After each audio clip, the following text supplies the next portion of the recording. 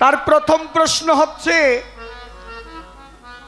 আল্লাহ নবী হেরা পর্বত গুহায় সাধনা করেছে 15 বৎসর। নবীর বয়স 25। মা খাদিজাতুল কুবরা রাদিয়াল্লাহু তাআলা আনহা তার বয়স 40। মা খাদিজা আর আমার দয়াল নবীর যখন বিয়ে হয়, 25 বছর বয়সে আমার নবী বিয়ে করে মা খাদিজাকে হেরা পর্বত গুহায় সাধনা করেছে 15 বৎসর। 15 আর 25 যোগ করলে হয় 40। 40 বৎসরে পবিত্র কোরআন শরীফের আয়াত নিয়ে জিবরাইল নাজিল হইলেন। সূরা আলাকের প্রথম 5টি আয়াত, বিসমিল্লাহির রহমানির রহিম, ইকরা বিসমি রাব্বুকাল্লাযী খালাক, খালাকাল ইনসানা মিন আলাক। আল্লাহ পাক জিবরাইলকে পাঠাইলেন। জিবরাইল সিনাই সিনাই চাপ দিলেন আমার নবীকে। এর আগে বললেন, নবী আপনি পড়েন। আমার নবী নাকি বলছে, আনা উম্মি, আমি পড়তে জানি না। জিবরাইল সিনাই সিনাই 3টা চাপ দিছে, রাব্বি জিদনি ইলমা। 3 চাপে জিবরাইলের দয়াল নবী সেই কোরআন শরীফ বা জ্ঞান নয়ন নাকি খুলছে। এটা চন্দ্রা সরকার আমাকে জিজ্ঞেস করেছে, এটা কতটুক সত্য, কতটুক সত্য আর কতটুক মিথ্যা, এটা তুমিও বলতে পারবো না, আমিও বলতে পারবো না। কেন? ওই সময় তুমিও ছিল না, আমিও ছিলাম না। তবে এখানে কথা আছে রে বোন, যদি আমি ইঙ্গিতে বলি আপনারা বুঝতে পারবেন। জিয়াসান গরু কিনছে। ও গোসাই, এই যে এদিকে তাকান, গরু কিনছেন না? কত টাকাটা কিনছেন? 1 লক্ষ টাকা। সিন্নির জন্য কিনছে না? আচ্ছা, গরুটা যখন জবাই করছে, গরুর ভিতর থেকে কলিজি বাইরিছে, ফ্যাপসা বাইরিছে, গুর্দা বাইরিছে, দিল্লি বাইরিছে, সিনার মাংস বাইরিছে, রানের মাংস বাইরিছে, বাইরিছে না? এই দিল্লিও কাজে লাগে, গুর্দাও কাজে লাগে, কলিজিও কাজে লাগে, ফ্যাপসাও কাজে লাগে, মাংসও কাজে লাগে, সিনার মাংস কাজে লাগে। গরুর চামড়াটা বিক্রিও করা যায়। এই গরুর চামড়া দিয়ে মানুষে কেউ ডোল বানায়, কেউ জুতা বানায়, বানায় না? আচ্ছা, গরুর পেটের ভিতরে যে ময়লা আছে, এইটা কি কোন কাজে লাগে? এটা কি সিন্নির কাজে লাগে? না। গরুর ময়লা কি সিন্নির কাজে লাগবো? না। আচ্ছা, এটা তো সিন্নির জন্য আনছে, 1 লক্ষ টাকা দিয়ে, তাহলে ময়লাটা ফালাই দিল কে? দামি জিনিস, এত দামি জিনিস হইলে আবার এটা ময়লাটা ফালাই দিব কে? ময়লা চিরকালই ময়লা। ময়লা কখনো সিন্নির কাজে লাগবে না। একটা দামি জিনিস সিন্নির জন্য আনছে, এটা হইলেই যে ফালাই দিতে পারবে না ময়লাটা। ময়লা কোনো কালে কাজে লাগে না। কিছু কিছু হাত দিছ বাবা এমনই আছে। এটা আমার আর বলার বাকি থাকে না, আপনারা নিজেরাও জানেন। অনেক কথাই বলতে চাই, বলতে গেলে ওই সময়ের অভাবে বলতে আমরা পারি না। স্থান কাল পাত্র বিশেষ কথা বলতে হয়। তবে হাকিকতে একটা জবাব দিয়ে দেয় চন্দ্রা সরকারকে, এটা গুরুত্বপূর্ণ জবাব। আমার আল্লাহ পাঠাইছে জিবরাইলকে। কে পাঠাইছে? কে পাঠাইছে? আল্লাহ পাঠাইছে। যদি জিবরাইলকে আল্লাহ পাঠায় থাকে, তাহলে আল্লাহ হুকুম করছে জিবরাইলকে আসার জন্য। সিনাই সিনাই চাপ দিছে জিবরাইল আমার নবীকে। এটা জিবরাইলের কেরামতি না, আমার আল্লাহর কেরামতি। ঠিক ঠিক। কি জিবরাইলের বাবার ক্ষমতা চিনি সিনাই চাপ দিয়া নূরে মুহাম্মদীর জ্ঞান চক্ষু ফুটানোর জন্য? এটা আল্লাহ পাঠাইছে। আজকে যদি প্রধান অতিথি যেই মঞ্চে আজকে প্রধান অতিথি হিসাবে উপস্থিত আছেন, সে যদি না আইসা তার একটা ছেলেও পাঠাই দিত, আজকে উনি এই মঞ্চের জন্য প্রধান অতিথি। সে পাঠাইছে, প্রধান অতিথি নিজে পাঠাইছে, এখানে সাধারণ কোনো বিষয় না। প্রধান অতিথি যদি নিজে পাঠায়, একটা কলা গাছও যদি খাড়া করে থুয়ে দেয় যে আমি এইটা পাঠাই দিলাম, এইটা আজকের জন্য প্রধান অতিথি, এটা মাইনা নিতে হবে, না মানার কোনো উপায় আছে? নাই। তাহলে আল্লাহ জিব্রাইলকে পাঠাইছে। জিব্রাইল যদি দয়াল নবীকে সিনাই সিনাই চাপ দিছে, এটা সব আল্লাহর লীলা খেলা। মাতবর সাপ দেখি সত্য না, এছাড়া কোনো কেরামতি আছে? যা কিছু করে আমার আল্লাহ করে। এখন আল্লাহ যদি এটা না করতো, রাসূল যদি হেরা পর্বত গুহায় ধ্যান সাধনা না করতো, কোনো প্রয়োজন ছিল রাসূল হেরা পর্বত গুহায় সাধনা করা? সে তো নূরের নবী, তার কোনো সাধনা করার প্রয়োজন আছে? ছিল না, কিন্তু তারপরেও আছে। কেন আছে? উম্মতকে শিক্ষা দেওয়ার জন্য দরকার আছে। জগতে লেখাপড়া যারা করে তারা জানে, কেউ স্কুলে যায় ওই সরু সরাইয়া ক খ ABCD শিক্ষা কখনো স্কুলে যায় না। স্কুলে গিয়ে শিখতে হয়, মাস্টার তাকে শিক্ষা দেয়। তাহলে দয়াল নবী পৃথিবীর মধ্যে আসছে, আমার আল্লাহ নিজে পাঠাইছে, এটা সমস্ত তাদের লীলা খেলা। জিব্রাইলকে পাঠাইছে, তুমি যাও আমার বন্ধুর সিনাই সিনাই চাপ দাও, আমি হুকুম করছি সিনাই চাপ দিবা, তুমি যা কিছু দেওয়ার আমি আল্লাহ দিব।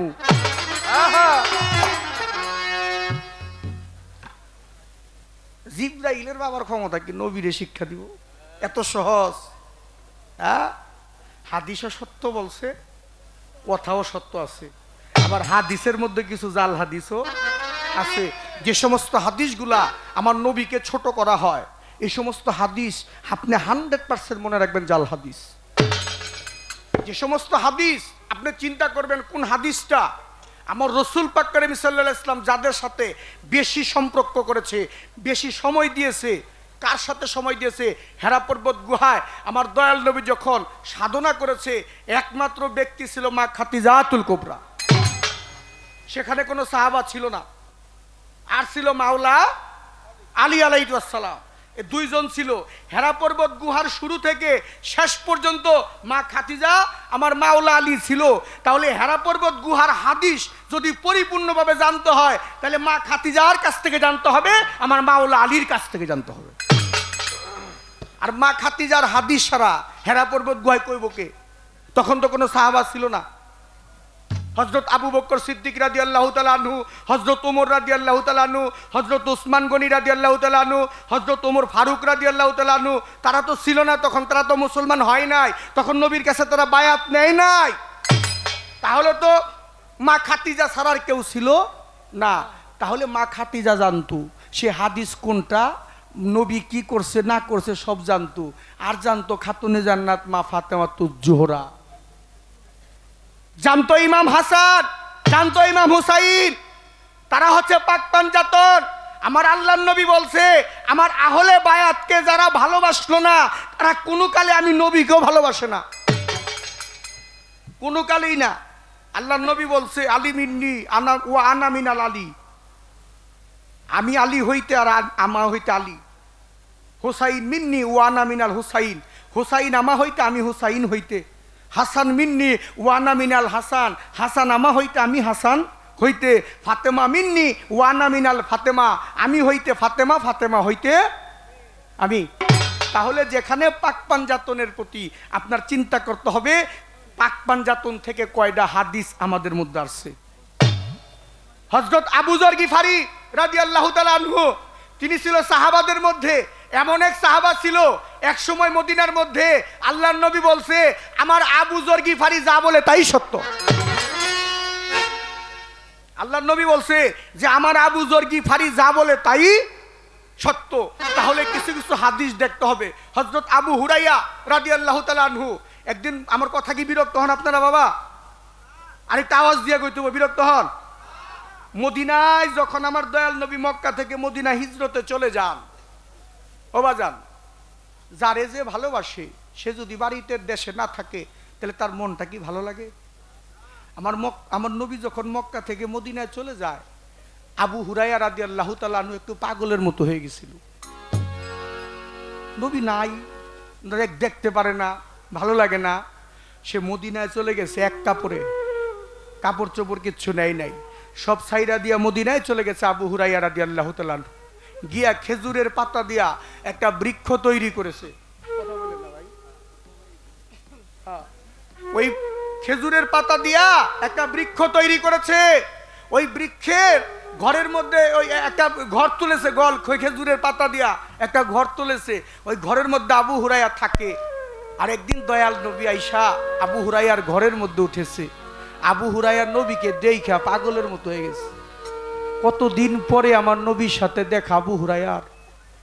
যখন ওই নবী ঘরের মধ্যে প্রবেশ করেছে, আবু হুরায়রা কি করব এইটাই বুঝে না। মানে যাকে দেখলে হৃদয়ে কোনো ভাষা থাকে না বলার জন্য, কেমন জানি হয়ে গেছে। আমার নবী ঘরে গিয়ে দেখে আবু হুরায়রার ঘরের মধ্যে বড় একটা পাথর। বলছে জায়নামাজ পড়ি না, আমরা জায়নামাজের মতো নামাজ পড়ি না, এই জায়নামাজের মতো একটা পাথর। আমার নবীকে আবু হুরায়রা এটা কিসের পাথর? বলে আল্লাহর নবী, এখানে আমি নামাজ পড়েছি বিগত 12 বৎসরের উপরে। আমার নবী সাহেব পাথরের উপরে জায়গায় জায়গায় ক্ষত হয়ে গেছে, দাগ পড়ে গেছে। আমার নবী একটা হাসি দিচ্ছে। আর এমন সময় জিবরাইল এসে আল্লাহর নবী, হাসি দিয়েন না। কয় কেন? কয় আবু হুরায়রার ইবাদত আল্লাহ কবুল করে নাই। আর এমন সময় আমার নবীর চেহারা মোবারকটা মলিন হয়ে গেল। আবু হুরায়রা দেখতে পারলো। আমি যখন বললাম যে আমি এত বছর ইবাদত করেছি, নামাজ পড়েছি, আল্লাহর নবী খুশি হয়ে হাসি দিল। আর হঠাৎ করে চেহারা মোবারকটা মলিন হয়ে গেল। জিজ্ঞেস করলো, ইয়া রাসূলুল্লাহ, আপনি দয়া করে বলবেন কি আপনি কেন হাসি মুখটা কেন মলিন হয়ে গেল? আল্লাহর নবী বলছে, এইমাত্র জিবরাইল আসছে, আইসা আমার কানে কানে কয়ে গেল, তুমি যে 12 বছরের উপরে এই পাথরের উপরে নামাজ পড়ছো, তোমার কোনো নামাজ আল্লাহ কবুল করে নাই। এমন সময় আল্লাহর নবীর পবিত্র কদম মোবারকে আবু হুরায়রা চিৎকার দিয়ে পড়ে গেছে। বলছে, নবী, আমি আল্লাহ কি জিনিস দেখি নাই। আল্লাহ দেখলে আমি আপনার মধ্যেই দেখেছি, আমি রসুল দেখলে আপনাকেই দেখেছি, আমি নবী জানলে আপনাকেই জেনেছি, আমি মুর্শিদের ভজন করলে আপনাকেই ভজন করেছি। আমার ওই আল্লাহ যদি আমার নামাজ কবুল না করে তাতে দুঃখ নাই আল্লাহর নবী, আমি যে আপনারে ভালোবাসি, আপনি আমারে কবুল করেছেন কিনা এইটা একবার বলেন। এই কথা বলার পরে যখন আবু হুরায়রা আমার নবীর কদম মোবারকের মধ্যে চুম্বন খায়া ভক্তি দিয়া পড়ে গেছে, আমার নবী যখন টান দিয়া আবু হুরায়রাকে বুকের মধ্যে নিয়েছে, আর ওই মুহূর্তে জিবরাইল আসছে, আইসা বলতেছে, আল্লাহর নবী, এই মাত্র আবু হুরায়রার সমস্ত ইবাদত, পিছনের যত ইবাদত করেছে সমস্ত ইবাদত আল্লাহ কবুল করে নিয়েছে। একবার সুবহানাল্লাহ বলবেন না? তাহলে এখানে আগে কি আমার নবীরে ভালোবাসতে হইব। নবীরে ভালো না বাসলে আপনার নামাজ, রোজা, হজ, যাকাত, কালেমা কোনো কিছু কাজে দিবে না। আগে নবীকে ভালোবাসতে হবে। তার একটা জবাব গেল, আরো 2টা রয়ে গেছে। আগে একটা গান গাইলি।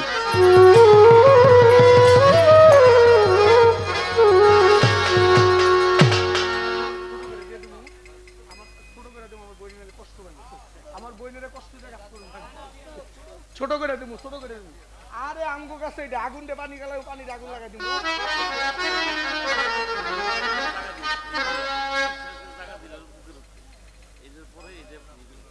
এটা পরে গেছি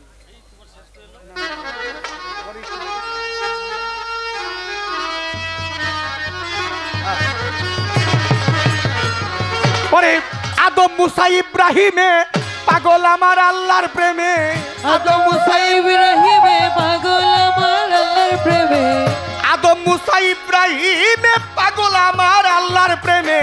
আল্লাহ কয় আমি নিজেই মুহাম্মদের দিওয়ানা গো, আল্লাহ কয় আমি নিজে মুহাম্মদের দিওয়ানা গো, আল্লাহ কয় আমি নিজেই মুহাম্মদের দিওয়ানা। নবী আমার, নবীর কথা শুনিলে কাটিবে গুনাহ। নবী আমার, নবীর কথা শুনিলে কাটিবে গুনাহ। নবী দেখো, আদম মুসা ইব্রাহিমে পাগল আমার আল্লাহর প্রেমে, আদম মুসা ইব্রাহিমে পাগল আমার আল্লাহর প্রেমে। আল্লাহ কয় আমি নিজে মুহাম্মদের দিওয়ানা গো, আল্লাহ কয় আমি নিজে মুহাম্মদের দিওয়ানা। নবী আমার, নবীর কথা শুনিলে কাটিবে গুনাহ। নবী আমার,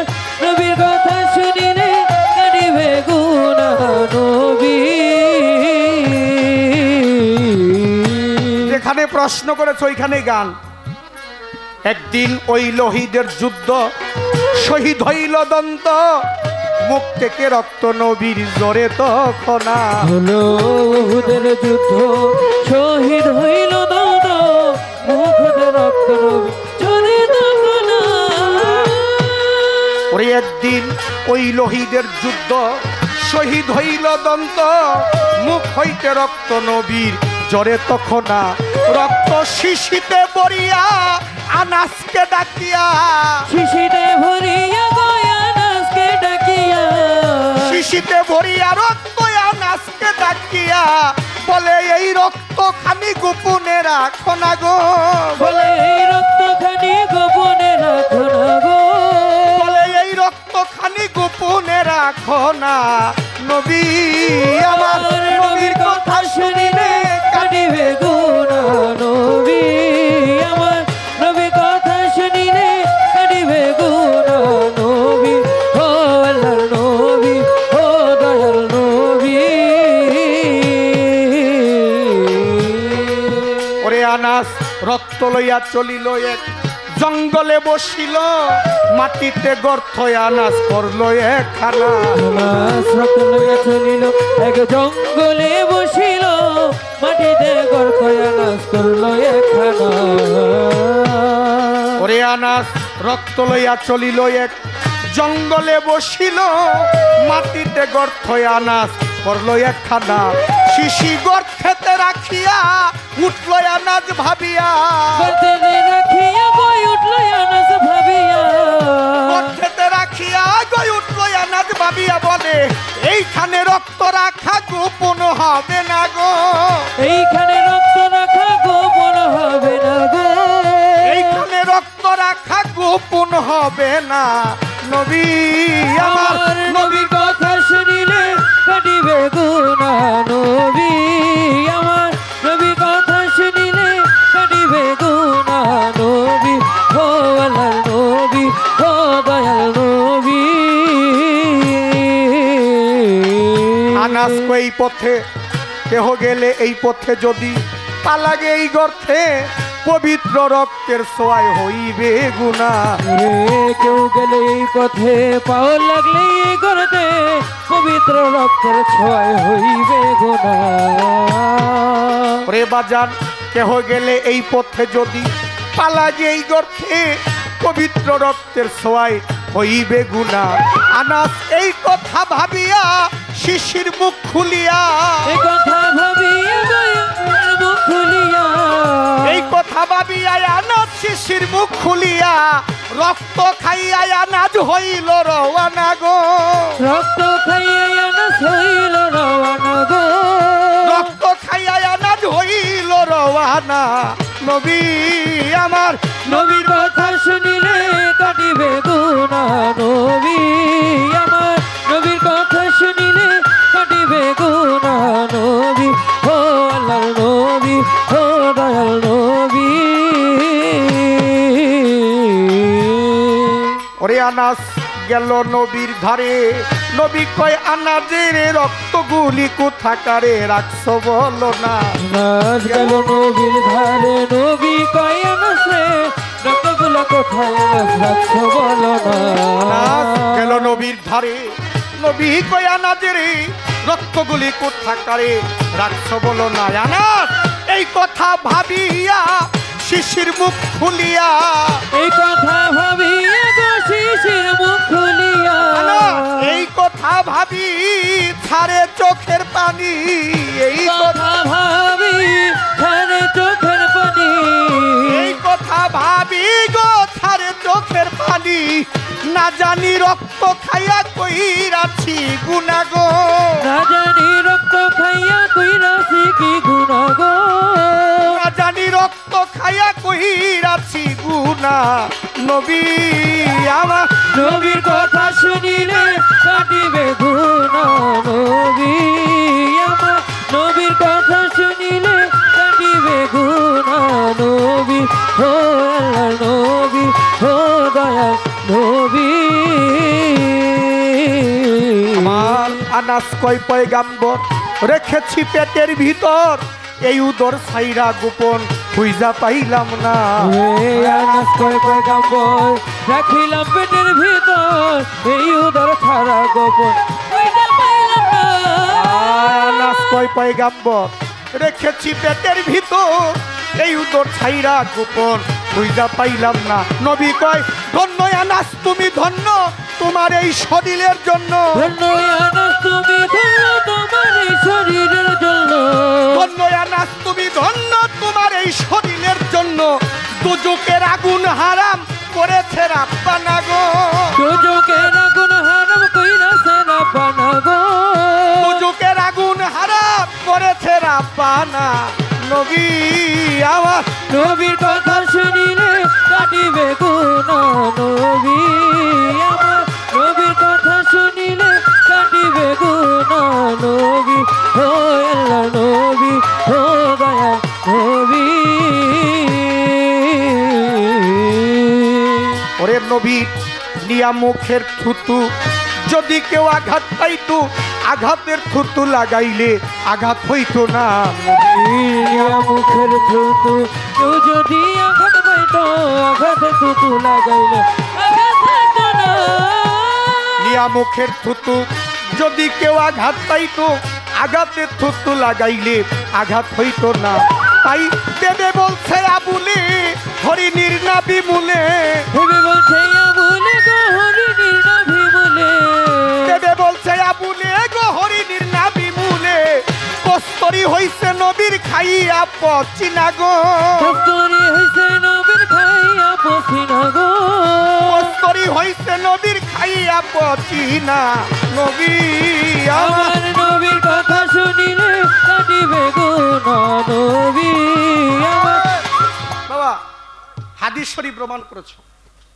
আমার নবী আর আবু বকর সিদ্দিক রাদিয়াল্লাহু তাআলা আনহু হাইটা যাইতে এক রাস্তা দিয়া, দেখতে ঠিক আবু বকর সিদ্দিক হাঁটলে আর নবী হাঁটলে কে আবু বকর সিদ্দিক আর কে নবী এটা অনেকে বুঝতে পারত না।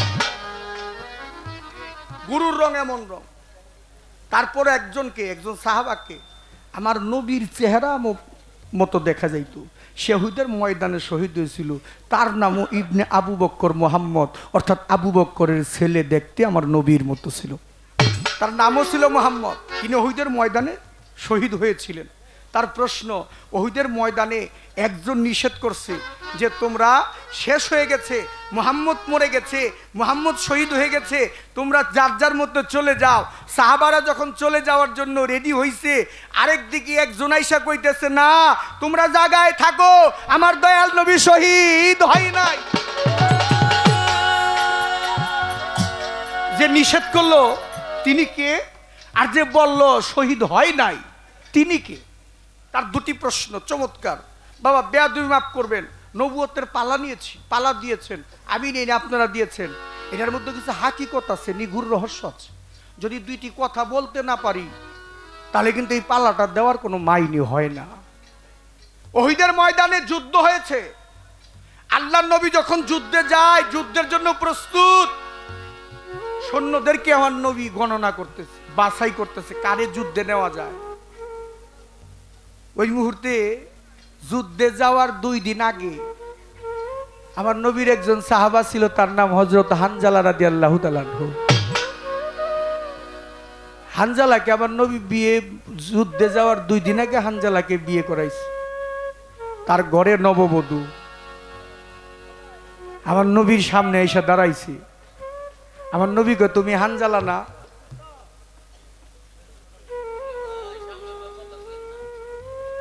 আমার নবী বলে তুমি হানজালা না? হানজালা বলে জি হুজুর আমি তো হানজালা। তোমার না 2 দিন আগে বিয়ে করাইছি। জি হুজুর।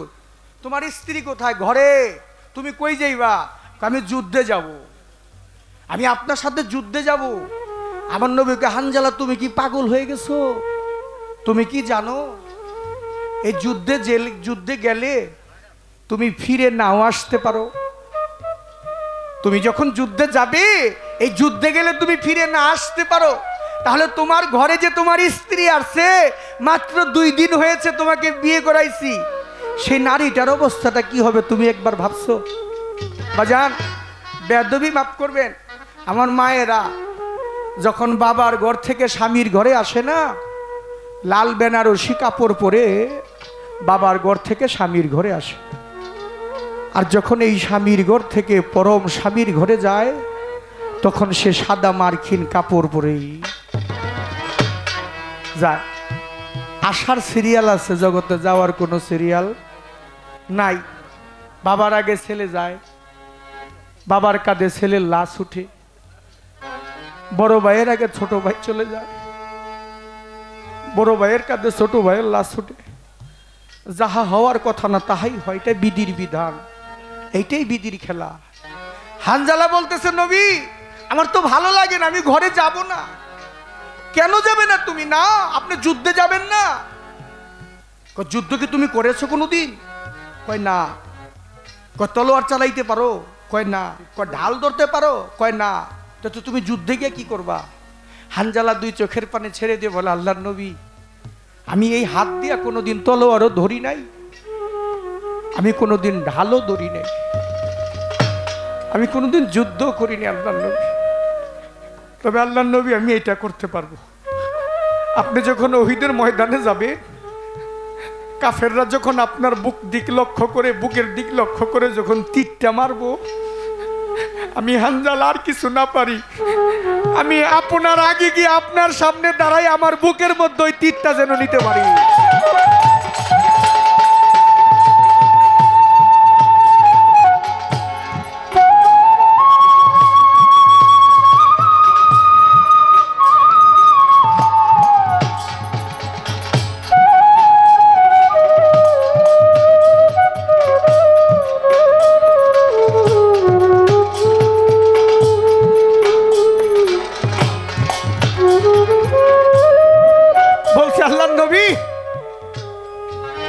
আমি যেন তীরটা আমার বুকে নিতে পারি। নবী কয়, না হানজালা, তারপর আমি তোমাকে যুদ্ধে নিব না, তুমি ঘরে চলে যাও, আমাকে ভালোবাসলে আমার হুকুম রক্ষা করো, চলে যাও। হানজালা কানতে কানতে ঘরে চলে গেছে। রাত্র যখন গভীর হয়েছে না, স্বামী স্ত্রী ঘরে শুয়ে আছে, আর এমন সময় কে যেন আইসা মদিনার বুকে ডাকতেছে, হে মদিনাবাসী, তোমরা কি ঘুমায় গেছো? তোমরা কি জানো উহুদের ময়দানে আমার দিনের নবী শহীদ হয়ে গেছে?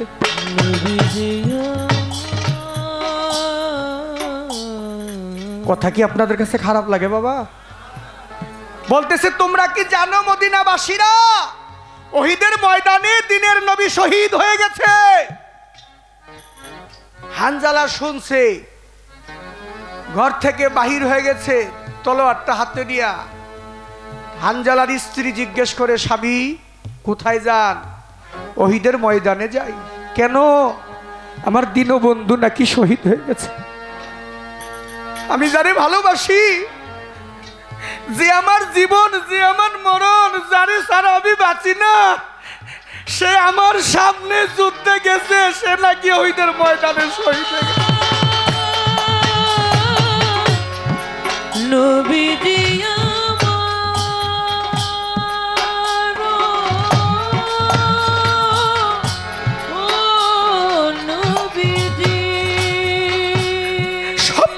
কষ্ট লাগে যদি কোনো ভালোবাসার মানুষ এই পৃথিবী ছেড়ে চলে যায়, তার চলে যাওয়ার কথা না, আরেকটা ভালোবাসার মানুষ যখন জানতে পায়।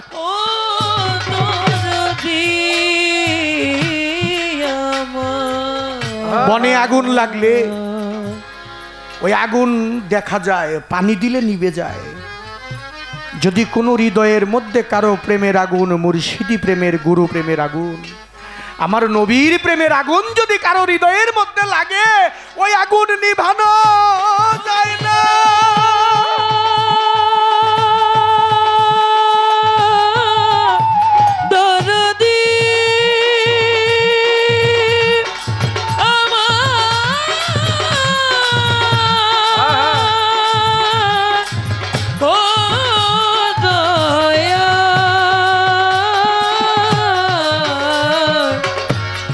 দয়াল রে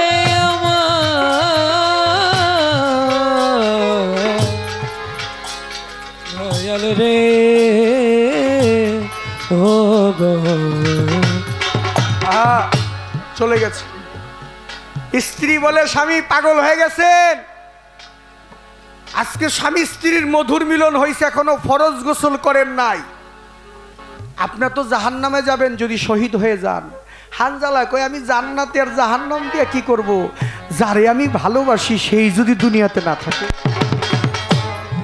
হানজালা চলে গেছে ওহিদের ময়দানে, যুদ্ধ করতে করতে শহীদ হয়ে গেছে হানজালা। যখনই হানজালা শহীদ হয়ে গেছে, ভোরবেলা রাসূল লাশ গণনা করতেছে, সেদিনকে 70 জন সাহাবা শহীদ হয়েছিল ওহিদের ময়দানে। ভোরবেলা যখন লাশ গণনা করে, আর ওই একজন মহিলা গিয়া মাঠের চতুর্দিকটা ঘুরতেছে আর কি যেন খুঁজতেছে। আমার নবী জিজ্ঞেস করেছিল, মা কে তুমি, ভোরবেলা ঈশা ওহিদের ময়দানে ঘুরতেছো? ওই মহিলা বলতেছে, নবী আমি না আপনার হানজালার স্ত্রী, আপনি না যুদ্ধে আসার 2 দিন আগে বিয়ে করাইছেন আমাদের দুজনকে। নবী আপনার পাগলটাই যখন শুনছে আপনি দুনিয়াতে নাই, আপনি শহীদ হয়ে গেছেন, একটা চিৎকার দিয়া ঘর থেকে বাহির হয়ে আর চলে আসছে। আল্লাহর নবী এখনো পর্যন্ত আপনার পাগলটায় ঘরে যায় না। নবীজি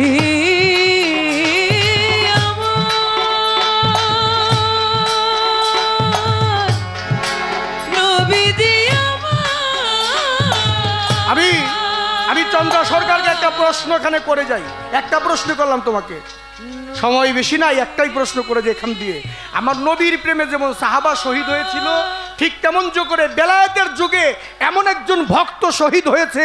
এই ভক্ত শহীদ হওয়ার পরে গুরুর কেরামতি ফুটে গেছে। ভক্ত শহীদ হয়েছে, তারপরে গুরুর কেরামতি ফুটে গেছে। এখানে তুমি খালি উত্তর দিবা তো বোন, ভক্তের মৃত্যুর পরে গুরুর কেরামতি ফুটলো কেন? গুরু কি কোনো দুর্বল ছিল নাকি সবল ছিল? এটা একটু বললাম। আদম মুসা ইব্রাহিম, আদম মুসা ইব্রাহিম পাগল আমার আল্লাহর প্রেমে, আল্লাহ কয় আমি নিজে মুহাম্মাদের দেওয়ানা। নবী আমার, নবীর কথা শুনিলে কাটিবে গুনাহ। নবী আমার, নবীর কথা শুনিলে কাটিবে গুনাহ। নবী আমার নবী কয় তুমি কান্দো কেন? কয় আপনার হানজালার ঘরে যায় নাই। আমার নবী পুরা উহুদের মাঠটা ঘুরছে, হানজালার লাশ আর খোঁজে পায় না।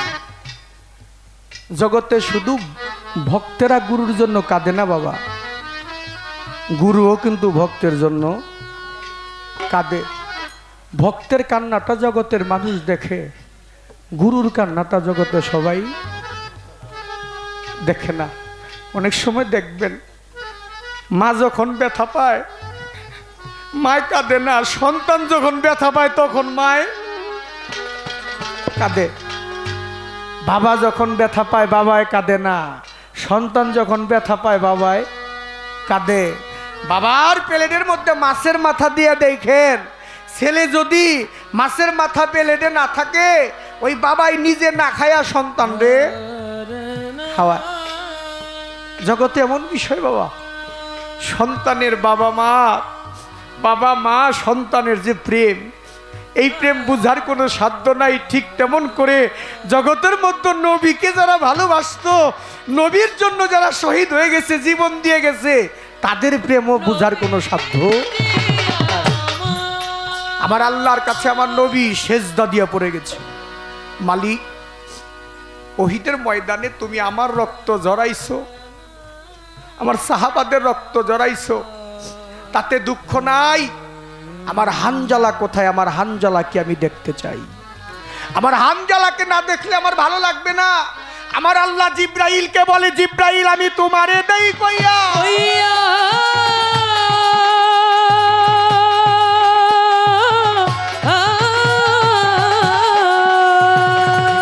ও জিব্রাইল আরশের পর্দা খানি দাও নাই উন্মোচন করিয়া।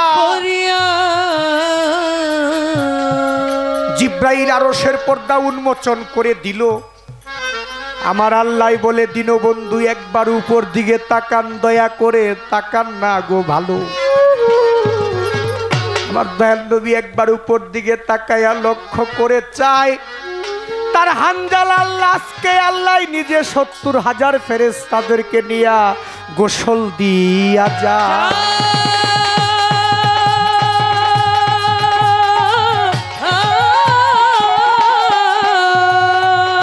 একটা গান আছে আমাদের রশিদ সরকার সাহেবের লেখা, সখী তোরা